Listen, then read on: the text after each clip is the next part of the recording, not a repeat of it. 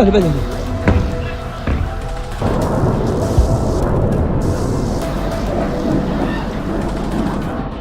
পর এক শক্তিশালী মিসাইল হামলা করে যুক্তরাষ্ট্র ও ইসরায়েলের রাতের ঘুম হারাম করে দিচ্ছে ইরান। প্রতিটি রাতেই ইরানের বিপ্লবী গার্ড বাহিনী ইসরায়েলে মিসাইল হামলা চালাচ্ছে। এবার একসাথে আরব আমিরাত, কুয়েত এবং বাহরাইন এই 3 দেশের মার্কিন ঘাঁটিতে হামলা চালিয়েছে ইরান। আর এই হামলার পর দিশাহারা হয়ে পড়েছে মার্কিন সৈন্যরা। এসব মার্কিন ঘাঁটিতে হামলার পাশাপাশি ইসরায়েলের দিকে 30টি শক্তিশালী ব্যালিস্টিক ক্ষেপণাস্ত্র নিক্ষেপ করেছে ইরান। আর এগুলোর ওজন সবগুলো 1 টনের উপরে বলে জানিয়েছে ইরানের IRGC।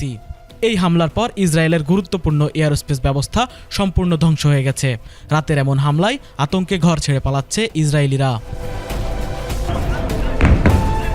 ইরান এখন শুধু ইসরায়েলেই হামলা করছে না, তারা 3 দেশের মার্কিন সেনাদের উপরেও ব্যাপক হামলা চালিয়েছে। মধ্যপ্রাচ্যের দেশগুলোতে থাকা মার্কিন ঘাঁটিকে নিশানা করে এই হামলা চালাচ্ছে তেহরান। যদিও এই যুদ্ধে এখন পর্যন্ত সবচেয়ে বেশি ক্ষয়ক্ষতি হয়েছে ইরানের, তারপরও ইরানের পাল্টা হামলায় নাকানি চুবানি খাচ্ছে নেতানিয়াহু ও ডোনাল্ড ট্রাম্প।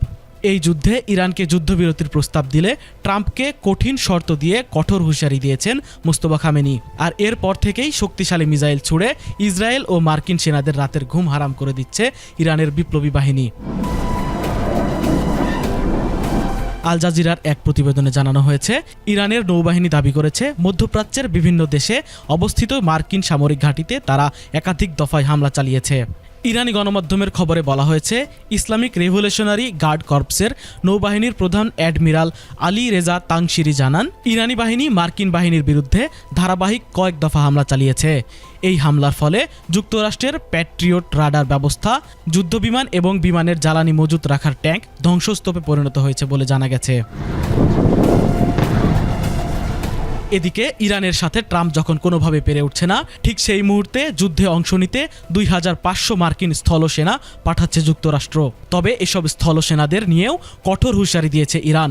এই যুদ্ধে যুক্তরাষ্ট্র ও ইসরায়েলকে চরম মূল্য দিতে হবে বলে জানিয়েছে ইরানের মোস্তফা খামেনি।